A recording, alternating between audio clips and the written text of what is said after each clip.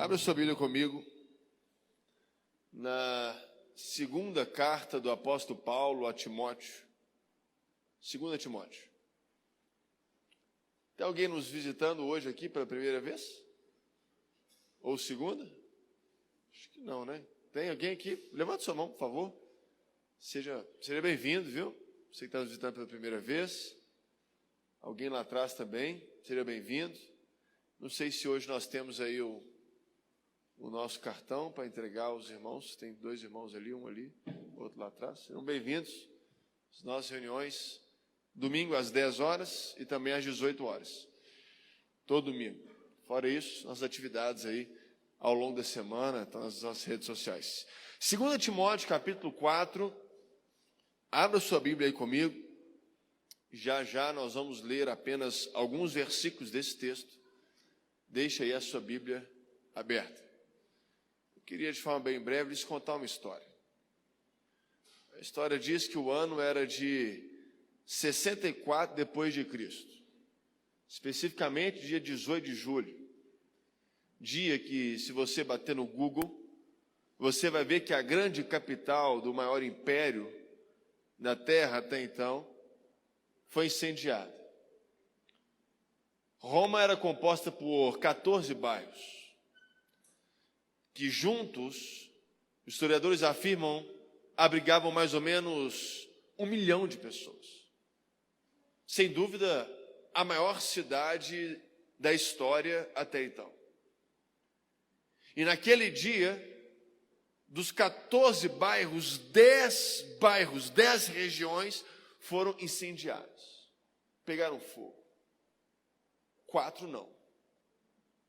Nessas 4 que não pegaram fogo, moravam as pessoas que se chamavam cristãos. E foi sobre essas pessoas que o imperador, tido como louco, aquele que ele mesmo havia colocado fogo na capital do seu império, colocou a culpa do incêndio. Começa a partir dessa data, 18 de julho de 64 depois de Cristo, a primeira grande perseguição à igreja evangélica. A primeira grande perseguição àqueles que se chamavam cristãos. Diz a história que faltou madeira, tamanho volume de cruzes que os romanos fizeram para crucificar aqueles que confessavam a Cristo. Seus corpos eram colocados como tochas para iluminar os caminhos das pequenas províncias até a capital do império. Foram dias de profunda angústia, medo, pânico. Dias que os pais não sabiam que se veriam seus filhos, os filhos não sabiam que veriam seus pais. Tamanha atrocidade, a violência, a perseguição feroz do Império Romano contra os nossos irmãos da fé. E é nessas circunstâncias, algum tempo depois, mas debaixo dessa mesma circunstância, que nós temos a prisão daquele que escreveu 13 cartas do Novo Testamento. Aquele que abriu mais de 10 igrejas na Europa. Aquele que fez viagens missionárias levando a palavra de Deus a povos que até então não a tinham ouvido. O homem que deixa para nós ensinamentos extremamente profundos de princípios e orientações que devem nortear a nossa fé. É nesse contexto que o já velho apóstolo é preso em Roma. E ele é lançado numa masmorra, numa prisão, num calabouço. Talvez sem sol, sem calor, sem alimentação. E ele sabe que os seus dias estão chegados. Ele sabe que a sua hora vem chegando. Ele sabe que mais cedo ou mais tarde o nome dele será chamado para morrer. Porque a fila só andava para morrer. Os cristãos estavam sendo brutalmente perseguidos. E é nesse contexto de frio, de fome, de solidão, de desespero, de uma convicção muito certa da sua morte, que este homem, que nós conhecemos como apóstolo Paulo, resolve então escrever a sua última carta, 2 Timóteo. Sua 13ª carta. E a vida do apóstolo Paulo, quero te relembrar rapidamente. Ele era tido como perseguidor da igreja. Alguém que era zeloso na tradição judaica e extremamente convicto de que a sua norma, a sua regra, a sua perspectiva de vida era a que valia. E por isso ele perseguia os cristãos, muitos anos atrás. Certa ocasião, indo cumprir uma perseguição aos cristãos, ele cai do cavalo. E uma voz, uma luz, algo poderoso acontece com ele. A Bíblia diz que ele fica cego. A Bíblia diz que ele se rende. A Bíblia diz que o coração dele é inundado por algo que ele nunca tinha percebido. E visitado por um irmão na fé chamado Ananias, ele é batizado. Ele recebe as primeiras orientações da fé. Depois ele tem um tempo no deserto, onde Deus profundamente o coração dele, a identidade dele é mudada. Ele chamava Saulo, agora ele chama Paulo. A identidade dele é mudada, o propósito de vida dele é mudado, a perspectiva de contexto, de história social e religiosa muda. Mas antes de começar o seu ministério, ele volta para a sua cidade e fica mais 14 anos em Tarsis, fazendo o seu trabalho. Até um homem chamado Barnabé o convidar para abrir um ministério. Barnabé lembra de Paulo. Assim, Paulo, vem comigo, vamos fazer uma viagem missionária. E eles fazem uma primeira viagem. Eles fazem uma segunda viagem. Eles fazem uma terceira viagem. E é nesta terceira viagem que o apóstolo Paulo, já conhecido na época, já extremamente dedicado à palavra, à oração, à pregação, já havia escrito algumas cartas, já era conhecido do meio evangélico da época. É nesse contexto que Paulo, então, funda alguma das maiores igrejas da região, chamada Éfeso. Em Atos capítulo 20, um texto riquíssimo, ele se despede desta igreja, a maior igreja, o apogeu do ministério de Paulo. A igreja bombava, a igreja lotava, era culto de domingo a domingo, e de domingo a domingo as pessoas lotavam aquele espaço, eram curadas, eram ensinadas, eram transformadas. Paulo vivia o ápice do seu ministério. Mas de repente o Senhor coloca no coração dele um desejo de voltar para Israel. E ele se despede. Atos capítulo 20, é um texto de despedida. Eles choram juntos, eles oram juntos. E eles falam, Paulo, cuidado, se você voltar para Israel você vai ser preso. Paulo, cuidado, se você voltar para Israel você vai ser morto. Mas ele tinha convicção de que ele precisava voltar em Jerusalém para dar notícias para os irmãos, para dar notícia para a igreja, levar uma oferta de gratidão para a igreja. E começa a sua viagem de volta. Ele passa na Grécia, passa em Atenas, onde ele anuncia o Deus desconhecido, naquela cidade marcada pela religiosidade, pelo ateísmo. E ele volta. E quando ele volta, para nossa surpresa, ou não surpresa sim, ele é preso. A viagem para Roma, como cidadão romano que era, não foi de helicóptero, não foi de avião, não foi nem de carro, não foi de carroça, foi de navio. Uma viagem extremamente perigosa. O navio, irmãos, pensa numa viagem difícil. Uma viagem que ele sai, o navio enfrenta tempestade, o navio enfrenta ondas, o navio enfrenta frio, o navio ele naufraga, e aí as pessoas que estavam lá vão para uma ilha, e nessa ilha Paulo sofre uma mordida de uma cobra, e nada acontece com ele, porque a mão de Deus estava sobre ele, e ele consegue outro navio e chega até Roma. Porque ele sabia que havia uma promessa de Deus sobre a vida dele, de que ele pregaria o evangelho em Roma. E ainda que preso, na carta a Filipenses ele escreve, graças a Deus as minhas algemas, porque por causa das minhas algemas, o evangelho está sendo anunciado. Só que aquela prisão, a primeira prisão do apóstolo Paulo, foi uma prisão domiciliar. Uma prisão que ele podia fazer uma célula na casa dele. Uma prisão que ele tinha certa liberdade. Mas, mais para frente, nós não sabemos, a Bíblia não registra, nós sabemos que Paulo tinha um desejo de, quem sabe, ir mais a ocidente na Europa, a Espanha. Nós não sabemos se isso aconteceu ou não, mas fato é que houve um tempo que Paulo foi preso de novo, pela segunda vez. E a segunda vez não é mais a prisão domiciliar, não é mais uma prisão leve, não é mais uma prisão em função de alguma coisa que aconteceu lá em Jerusalém. Agora é uma prisão para a morte. Para a morte. Porque os cristãos estavam sendo culpados de terem colocado fogo na capital do império.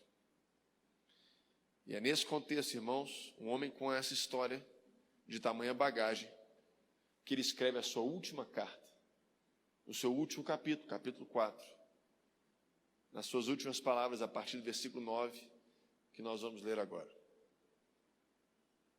Timóteo, procura vir ter comigo depressa, porque Demas, tendo amado o presente século, me abandonou, se foi para Tessalônica. Crescente foi para Galácia, Tito para Dalmácia. Somente Lucas está comigo. Toma contigo Marcos e traze-o, porque me é útil ao ministério.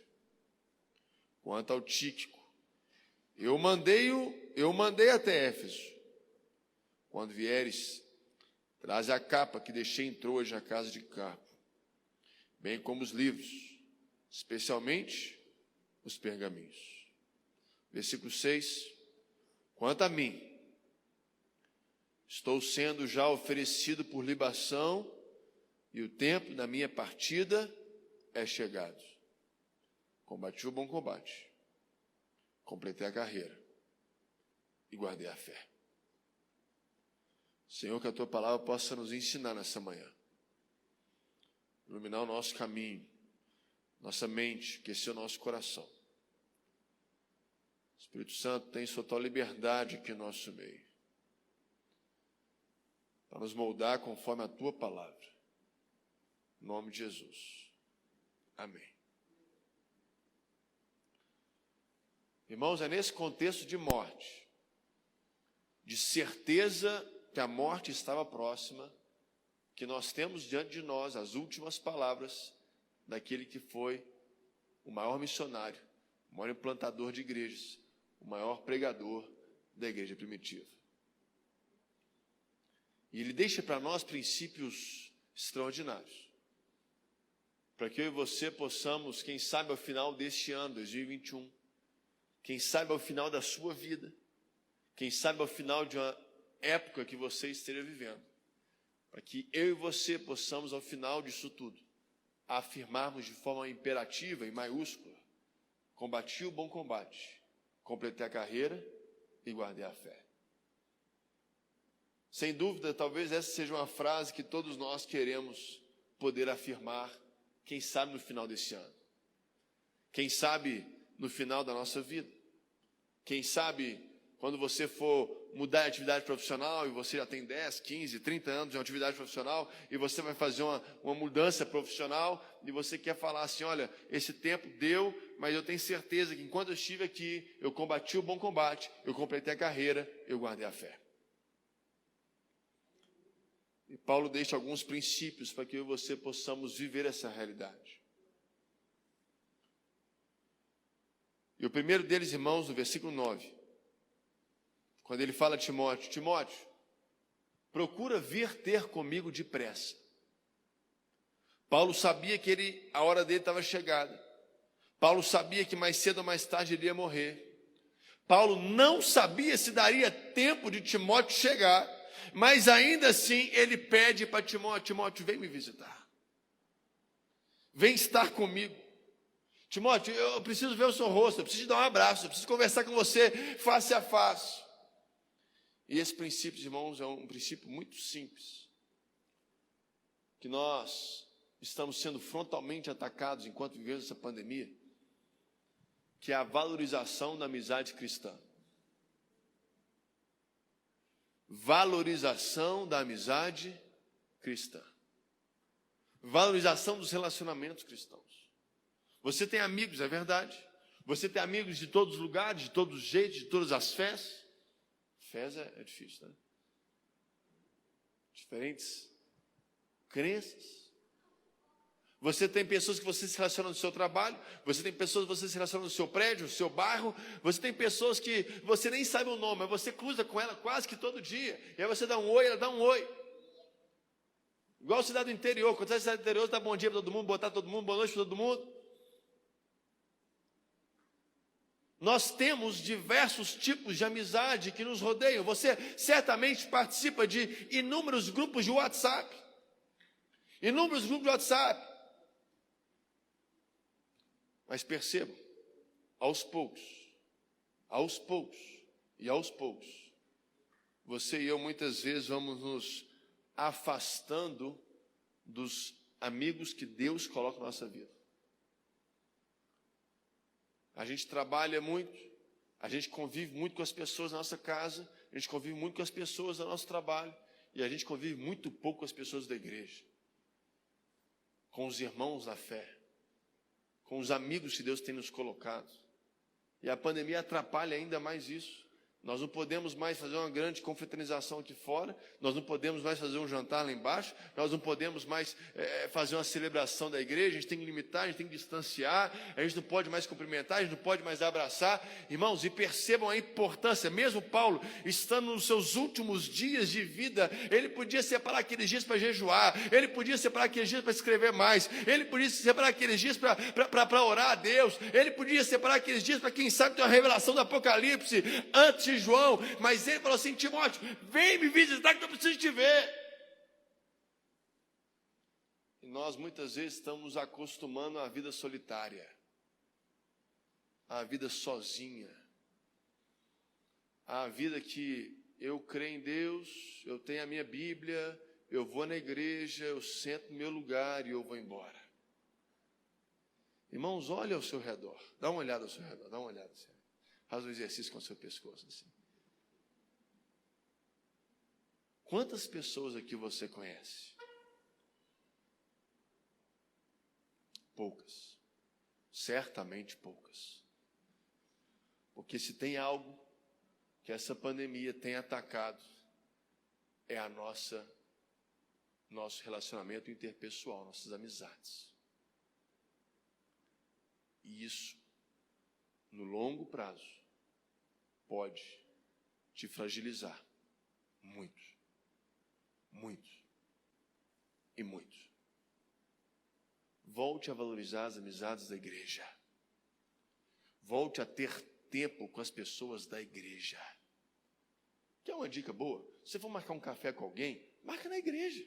Aqui está aberto de segunda a segunda. Você pode vir aqui, ó, pode usar 2 cadeiras aqui, tem mesa lá atrás. Você já foi aqui embaixo? Quero te convidar a você conhecer aqui embaixo da igreja. Tem um espaço de criança maravilhoso. Tem 3 salas maravilhosas, salas de auditórios pequenos. Tem 3 salas, nós vamos fazer uma reforma agora, Ricardo está nos ajudando. Não é, Ricardo?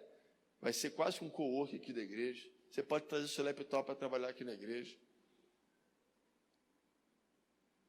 Nós não conhecemos mais uns aos outros, irmãos. Nós não sabemos nem se a pessoa tem dente. Ele não está vendo o sorriso uns dos outros. E se tem uma coisa legal, é quando você sorri para alguém, você sorri de volta. É inevitável isso. Alguém começar a rir aqui, ou todo mundo ri. Coloque isso como um alvo da sua semana, um alvo do seu ano, um alvo da sua vida. Falou, Senhor, eu entendo que para você completar a sua carreira, combater o bom combate, guardar a sua fé, você precisa estar inserido em um contexto de comunidade, um contexto de igreja, um contexto de corpo. O escritor de Hebreus diz: não vos deixei de congregar, como é costume de alguns. Alguns acham que pode deixar de congregar. Alguns acham que são ilhas espirituais, são ilhas de relacionamento com Deus. Isso não existe. Nós somos chamados a sermos corpo, sermos família. Valorize as amizades cristãs. Dedique tempo aos seus amigos cristãos. Irmãos, eu quero te incentivar fortemente, te encorajar fortemente. Quem sabe, ligar para alguém essa semana e falar com o apóstolo Paulo: vamos encontrar depressa que eu estou precisando te ver. Estou precisando trocar uma ideia com você, eu estou precisando abrir meu coração com você, eu preciso ter um tempo com você. E é verdade que a gente anda em dias corridos, a gente não tem tempo para quase nada, mas ainda assim, você pode voltar a valorizar mais as amizades que vão abençoar e edificar a sua vida. Vocês estão comigo? O texto continua dizendo, Paulo falando que um abandonou ele, o outro foi embora. Somente Lucas está comigo. Toma contigo Marcos e traze-o, porque ele me é útil ao ministério. Irmãos, deixa eu explicar para você quem é Marcos. Marcos era um jovem. Marcos era um jovem da igreja, que servia a Deus com entusiasmo, com alegria, com intensidade. Culto ele estava, célula ele estava, vigília ele estava. Pensa num rapaz assim, assíduo, era o Marcos. E aí, certa ocasião, a igreja falou assim, nós vamos fazer uma viagem missionária. Igual eu falei aqui alguns domingos atrás, eu continuo falando, nós vamos fazer uma viagem missionária para o Nepal. Vai se preparando aí, vai economizando seu dinheiro, vai sonhando, vai vendo onde o Nepal fica no mapa. Nós vamos, alguma hora nós vamos. Não tem pressa. Nós vamos, nós temos 8 igrejas no Nepal. Nós vamos lá visitar. Nós vamos lá orar, nós vamos lá abençoar, e nós vamos ser abençoados também. Em alguma hora nós vamos. E vamos supor que a gente vá para o Nepal, quer dizer, nós vamos para o Nepal, mas vamos que essa viagem seja daqui a um mês, e eu estou falando que nós vamos para o Nepal, e vamos supor que pela fé aqui uns 15 irmãos vão comigo. Cadê? Deixa eu ver se eu acho 15 irmãos aqui. 1, 2, 3, 4, 5. Você prometeu no almoço, hein? 6, 7, 8, 9, 10. Pela fé, gente, é brincadeira só, tá, gente? O culto da noite é completo com 15. Vamos lá. E aí a gente faz uma logística. A logística é a seguinte, olha, Nepal é longe, então nós vamos fazer o seguinte, nós vamos encontrar lá no aeroporto de Confins, e aí no aeroporto de Confins a gente vai pegar um voo para São Paulo, e aí de São Paulo, sei lá, para a Europa, e da Europa nós vamos para o Nepal, né? Conexão. Não sei se o que você já foi lá para aqueles lados lá, mas é por aí. A logística é essa. E aí vamos supor que nós estamos lá em Guarulhos, no aeroporto de São Paulo, não sei quem já foi lá é enorme, né? Tem muito restaurante, muita loja, aquela coisa toda. O voo sai só 3 horas da manhã, ainda são 10 horas da noite, aí um vai para o restaurante comer uma pizza, o outro vai fazer nada, o outro vai dormir, o outro vai, sei lá, fazer o quê, vai fazer compra. E aí tem um grupinho assim, e o Marcos está nesse grupinho. Aí o Marcos vai e chama pastor Osmar. Você vai com a gente, pastor? Então o Marcos chama o pastor Osmar e o pastor chama para a conversa. Ô pastor, vem cá. Eu queria saber, assim, se lá no Nepal, por acaso não dormia assim num hotel 5 estrelas? Claro que não, irmão. Nós vamos dormir no lugar que tiver para dormir. Nós vamos dormir na casa dos irmãos, nós vamos dormir na escola, nós vamos dormir... O lugar que tiver para dormir, nós vamos dormir. Aí o Marcos falou assim, mas lá no Nepal nós vamos almoçar um churrasco, uma picanha. Lá no Nepal nós vamos comer o quê? Porque eu sou bebi com filho para comer. Aí os pastores respondem assim, irmão, lá no Nepal, primeiro, o que a gente tiver para comer, nós vamos dar para os irmãos lá. Se sobrar alguma coisa, a gente come. E se não sobrar nada, a gente jejua. E nós vamos comer o que tiver, não tem picanha, não tem sorvete, não tem pizza, não tem nada disso não, irmão. O Marcos começa a coçar a cabeça. E assim, como é que é assim a logística? É carro com ar-condicionado? Sim. É um carro para 3 pessoas? Como é que é, irmão? É a pé, irmão. É a pé, é bicicleta. Entendeu? É acordar cedo e dormir tarde, é trabalho, é serviço. Aí lá em Guarulhos, irmão, o Marcos fala assim, pastor Osmar e pastor Alexandre, não vou não. Desistir. Foi isso que Marcos fez com Paulo. Desistiu da viagem.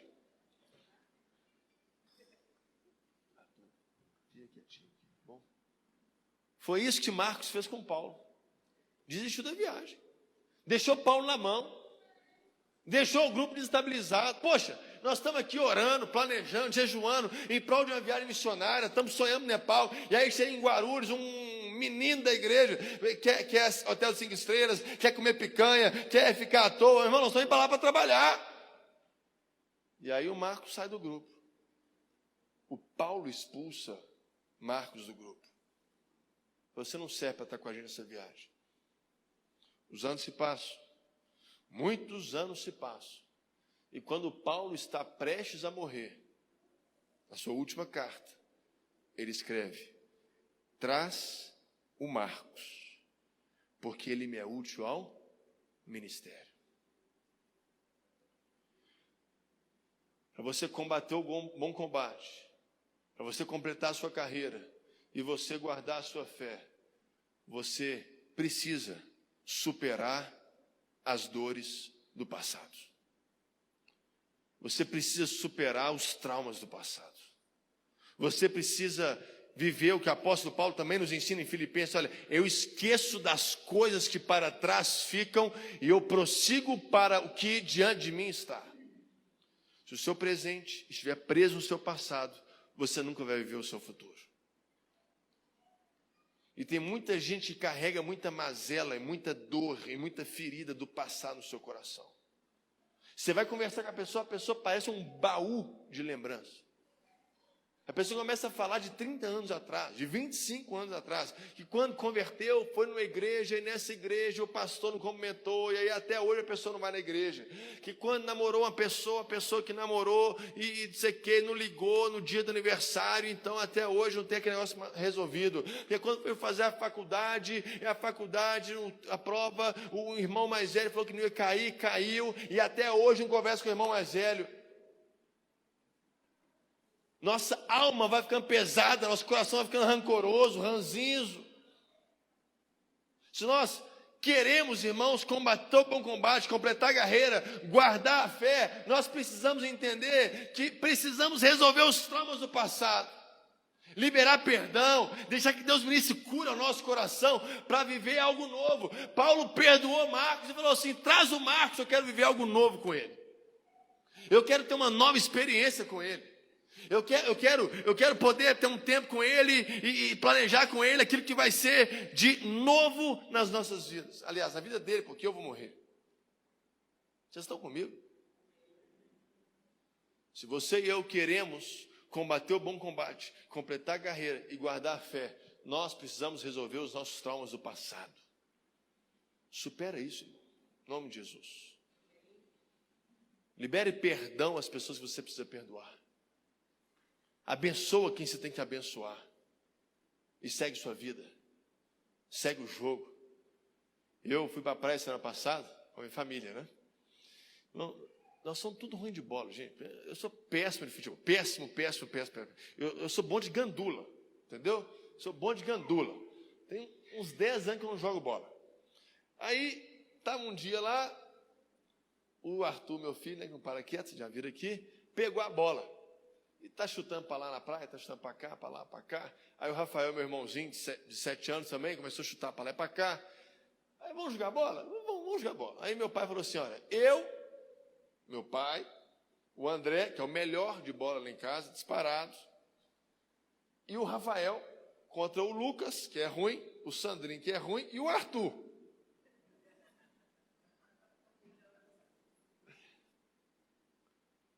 Nós ganhamos, irmão. Eu não sei como não. Não sei como não. Mas eu estou falando isso por quê? Porque o jogo acabou. O jogo começou.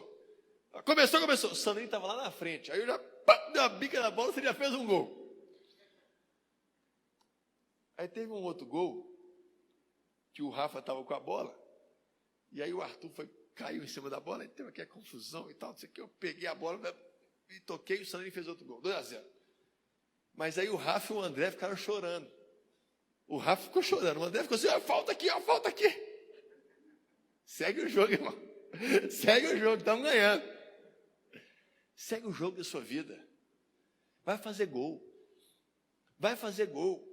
Vai fazer gol, vai viver o que Deus tem para você. Paulo tinha tudo para ficar sentado, choramingando. O Marcos me abandonou, o Marcos não presta, que menino da igreja me decepcionou, e não sei o quê. Segue o jogo. Supera os traumas do passado. Vai viver o que Deus tem para a sua vida. Libere perdão, abençoa e segue sua vida. Amém? Terceiro, Paulo escreve assim a Timóteo: olha,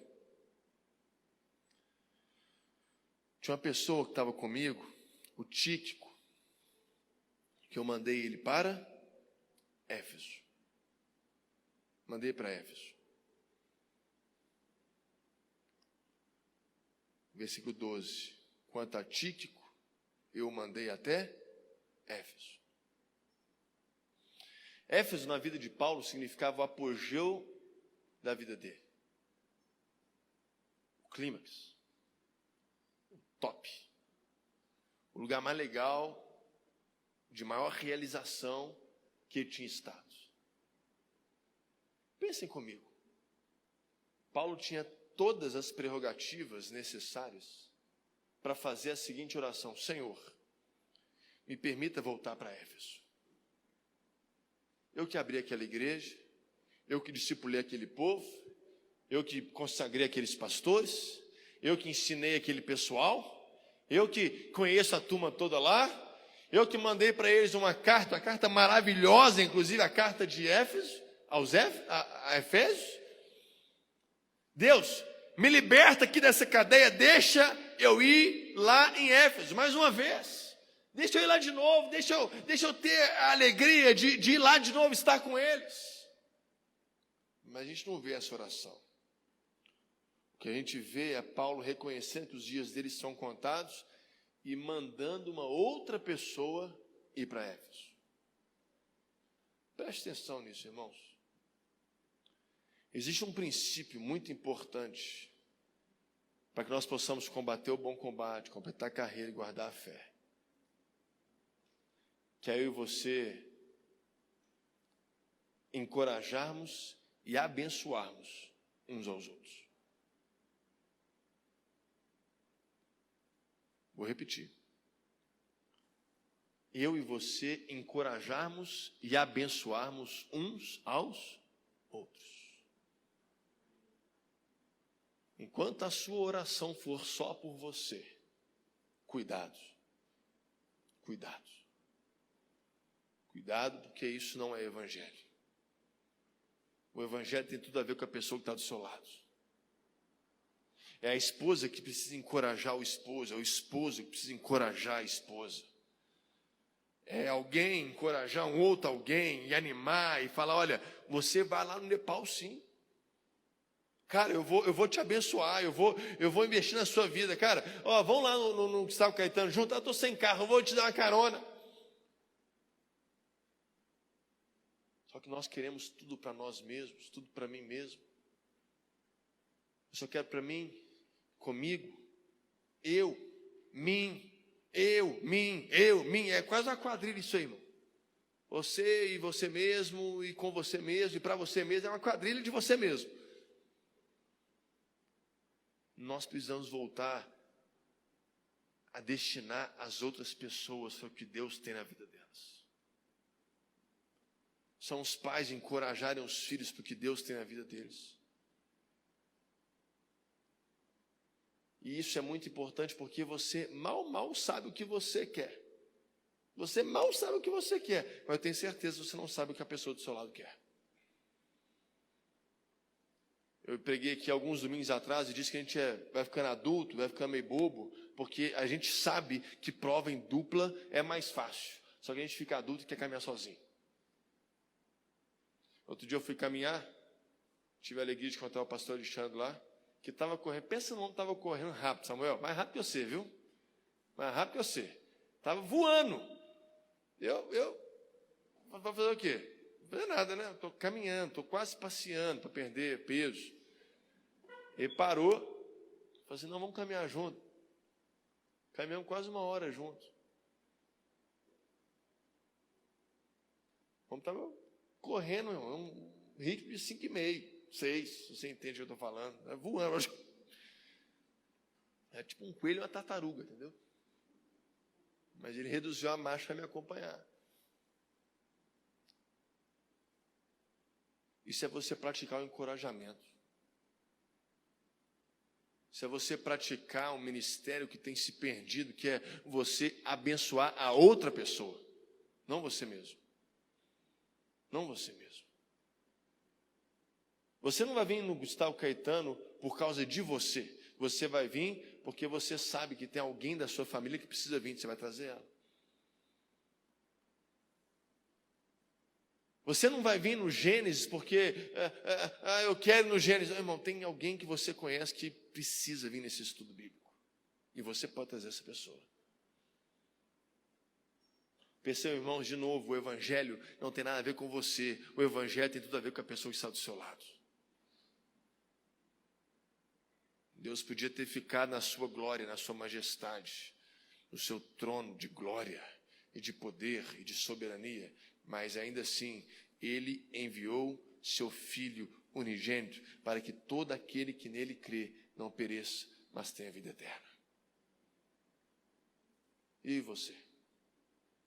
Será que temos nos preocupado só com nós mesmos?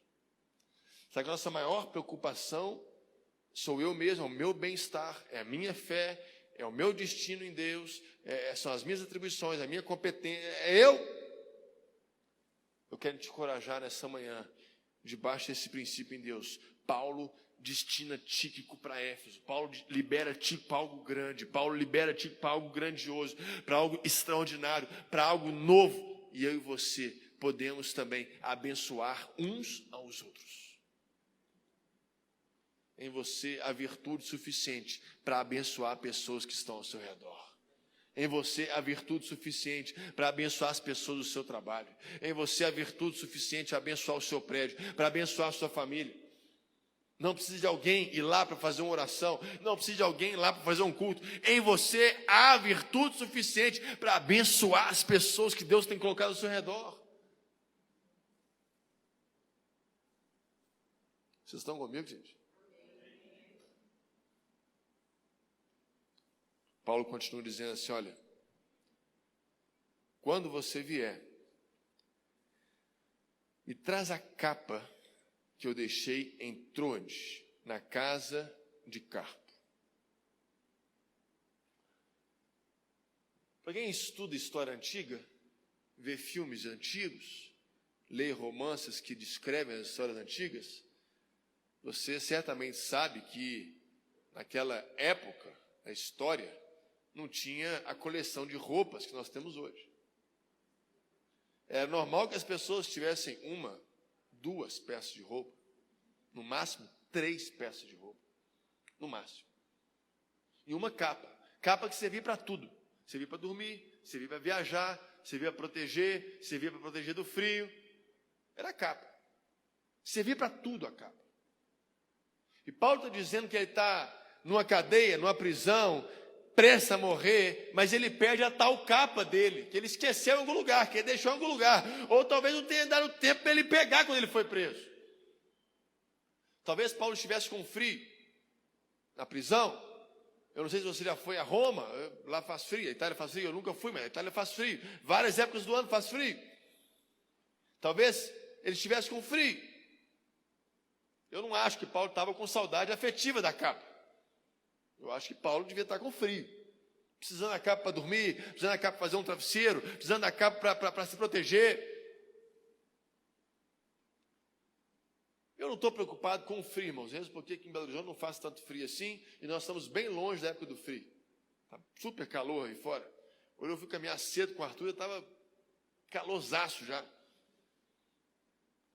Ano passado nós enfrentamos uma onda de calor, não sei quem lembra, que foi em agosto, mais ou menos, setembro. Um calor maluco. Irmão, eu estava lá em Mantena, Valadares e Ipatinga. Eu nunca suei tanto num culto, irmãos. Eu parecia uma chaleira pregando.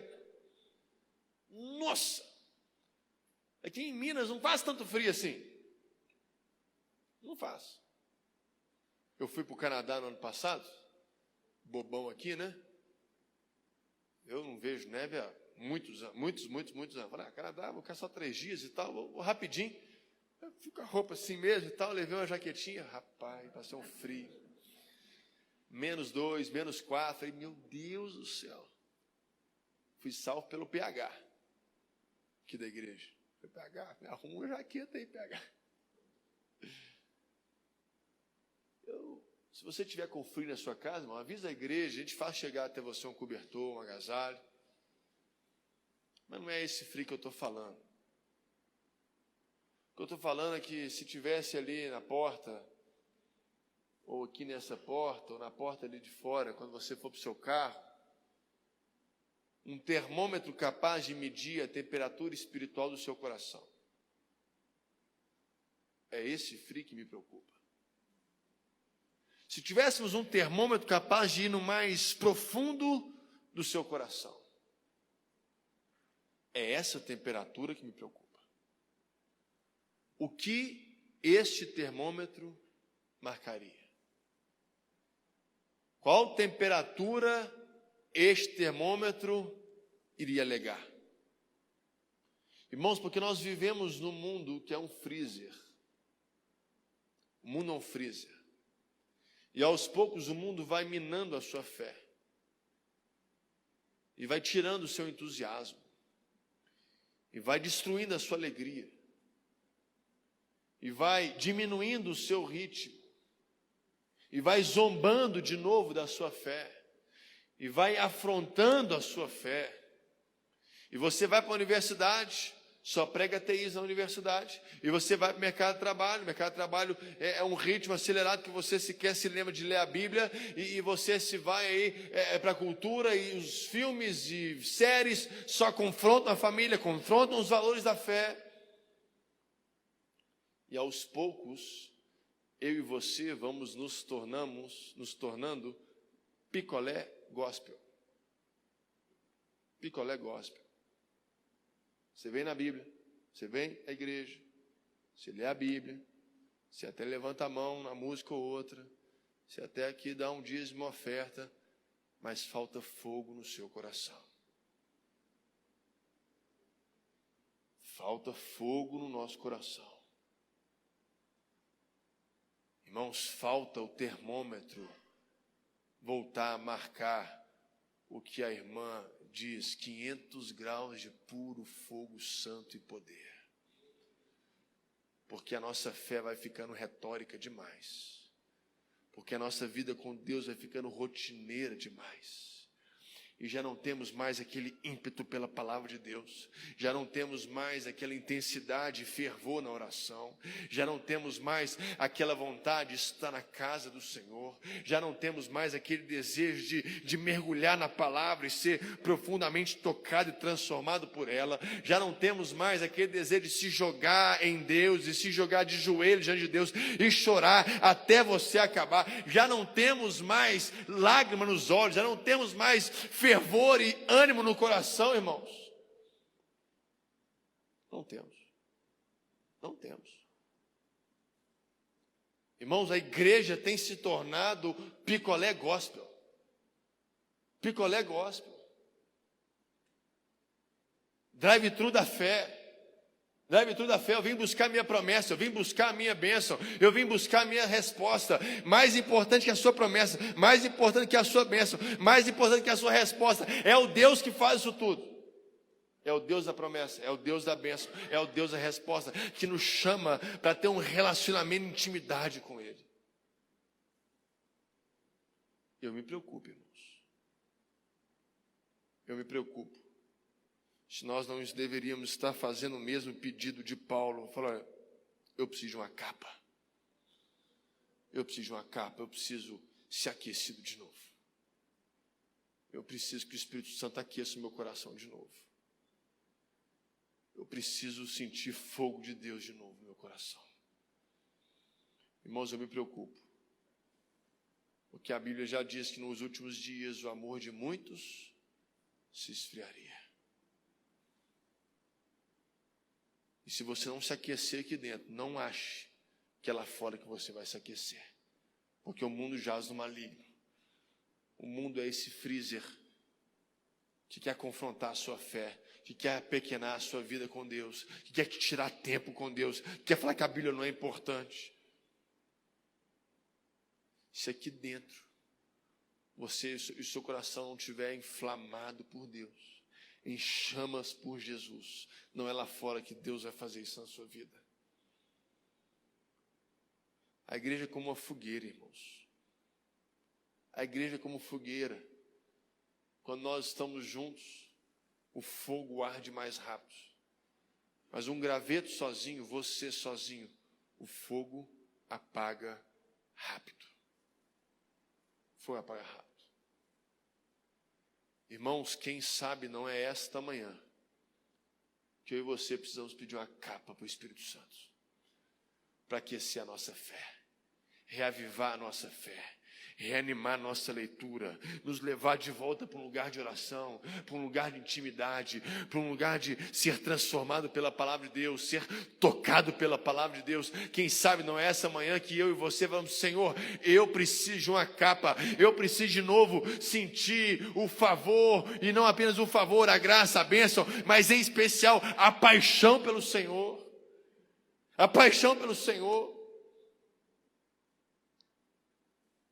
Irmãos, eu me preocupo. Se tivéssemos um termômetro lá fora, qual temperatura esse termômetro marcaria? Eu não sei a resposta. Eu sei a minha resposta. Eu sei a minha resposta. Eu sei, irmãos, que esse ano tenho buscado coisas em Deus. Preguei aqui 2 domingos atrás que é tempo de subirmos o monte de novo. Subirmos o Sinai de novo, aceitarmos a nossa missão de novo.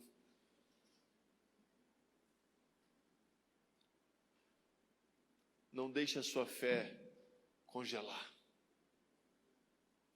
Não deixe a paralisia tomar conta do seu coração.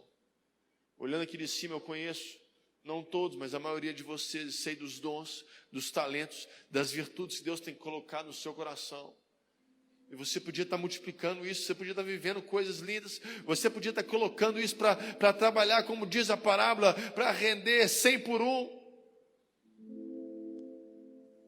Mas por causa de um mundo tenebroso que nós vivemos, de um mundo freezer que nós vivemos, a sua fé está congelada, as suas ações estão congeladas.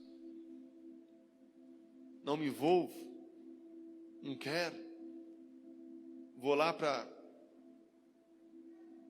ouvir uma palavra e ir embora. Não é isso, irmãos. Deus tem mais. Deus tem mais. Deus tem mais. Calor de Deus na sua vida, irmãos.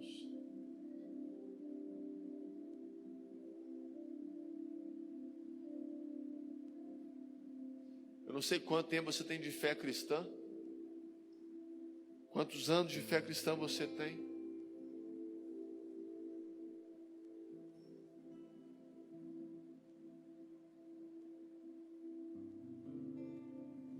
Mas eu te pergunto, quantas vezes você já leu a Bíblia toda? Quantas vezes, irmãos, você já virou a madrugada para Deus? Quantas vezes, irmãos, você já vê que nossa reunião de oração de quarta-feira, 6 horas da manhã? Porque para pegar um voo a gente acorda cedo, para ir numa reunião a gente acorda cedo. Mas para vir orar a gente não sai da cama.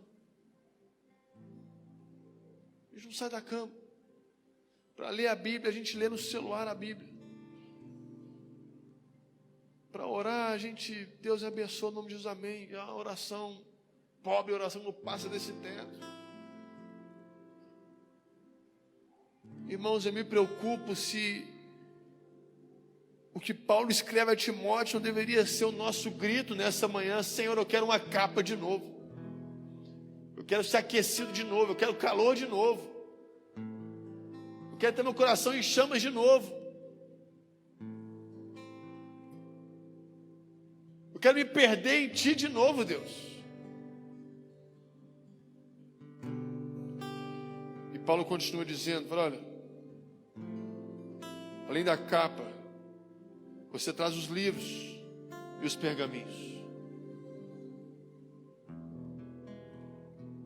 Preste atenção nisso.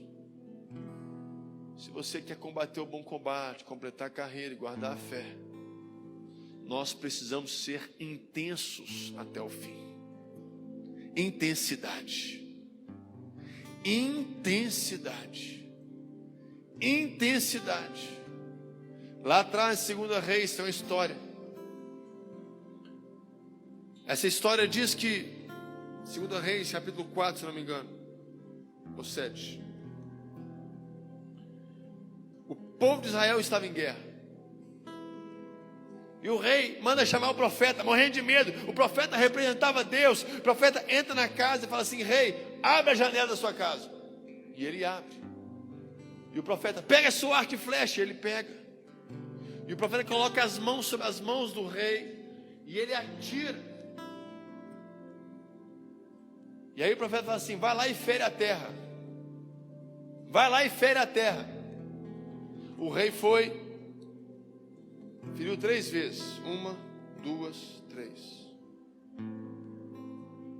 O profeta falou assim: você deveria ter ferido 7 ou 8 vezes.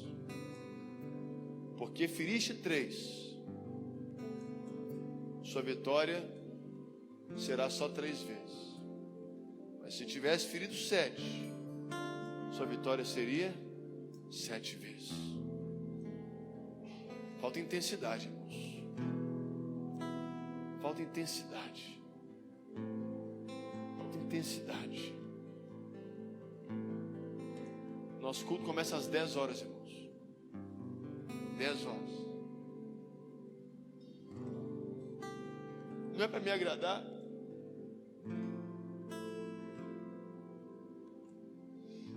Para mim não faz a mínima diferença. Você chega 9, 10, 11. Mas revela a intensidade, a seriedade que você leva a Deus na sua vida. São as nossas pequenas atitudes que revelam a seriedade que você leva a sua fé, irmãos. Paulo não precisava. Ele estava morrendo, ele ia morrer. Ele estava para morrer. Ele não precisava escrever mais, já escreveu 13 cartas. Ele não precisava deixar mais escritos, ele já escreveu demais. Ele não precisava estudar mais, ele já sabia tudo. Ainda assim ele fala: olha, traz para mim livros e pergaminhos, porque eu quero ser intenso até o fim. Eu quero ser fiel a Deus até o fim. Eu quero ser apaixonado por Deus até o fim. E é assim, irmãos. É desse jeito, com intensidade até o fim, na velocidade máxima até o fim, que nós vamos completar a carreira, combater o bom combate e guardar a fé. Nós não tiramos o pé do acelerador porque estamos chegando na reta final. Nós aceleramos mais porque queremos viver mais. Eu nunca vi o Usain Bolt, o Michael Phelps largar a velocidade perto da chegada. Nunca vi. Eles cruzam o destino deles no ápice da velocidade. No ápice. E tem muita gente, irmãos, que está com o freio de mão puxado na sua fé. Está com o freio de mão puxado. Não anda, não cresce, não caminha, não avança. Aquela vida morna. O Apocalipse já diz: olha, presta atenção, antes fosse frio ou quente, mas porque você é morno, eu estou prestes a te vomitar da minha boca.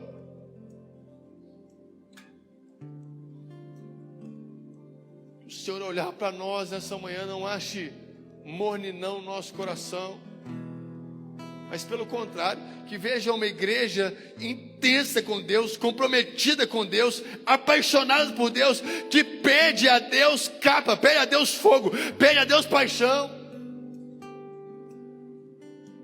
É isso, irmãos. É isso.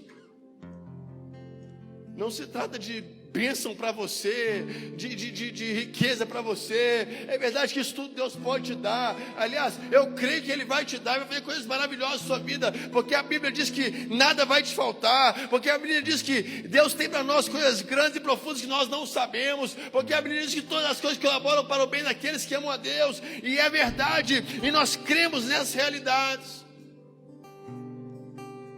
Mas esse não deve ser o motivo da nossa fé. Esse não deve ser o motivo da nossa vinda à igreja. Esse não deve ser o motivo que nos faz acordar. O motivo que nos faz acordar deve ser: eu quero ter um relacionamento vivo com Deus, um relacionamento sério com Deus. Eu quero viver uma intimidade com Deus. Eu quero ser um embaixador de Deus. Eu quero ser apaixonado por Deus.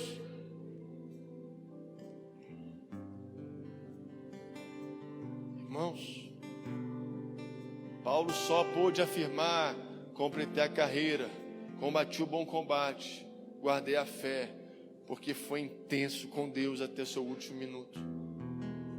Foi intenso com Deus até o último minuto. Apaixonado por Jesus. Superou os traumas do passado para viver o seu futuro. Valorizava os relacionamentos cristãos, porque sabe que via relacionamento a nossa fé aquecida, nossa fé catalisada, nossa fé alavancada.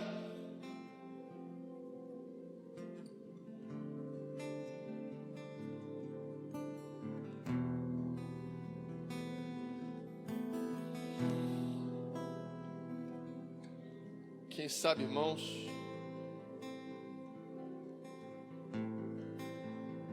nós queremos combater o bom combate, completar a carreira, guardar a fé, mas do jeito que está, não dá. Do jeito que está, não dá.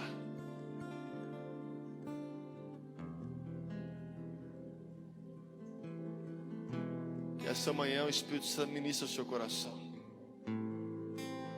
Que essa manhã o Espírito Santo sobe fogo sobre o seu coração. Essa manhã o Espírito Santo reavive os dons que há em ti. Que essa manhã o Espírito Santo desperte a sua fé. Que essa manhã o Senhor sopre algo novo no seu coração. Em nome de Jesus. Você que recebe essa palavra, fique de pé. Eu quero orar pela sua vida.